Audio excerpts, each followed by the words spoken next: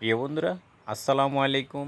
চলে আসলাম আজকে প্রতিদিনের মতনই সুন্দর একটি ভিডিও নিয়ে। দেখতে পাচ্ছেন ফুল। এটা কিন্তু আমের ফুল।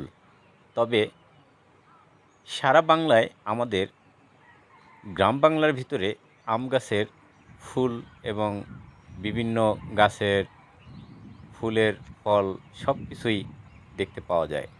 দেশ ও বিদেশে প্রবাস থেকে যে যেখান থেকে ভিডিওটি দেখছেন সকলকেই আন্তরিক শুভেচ্ছা, অভিনন্দন। আমাদের চ্যানেলের এবং আমাদের পেজের পাশেই থাকুন আর নতুন নতুন ভিডিও দেখতে থাকুন।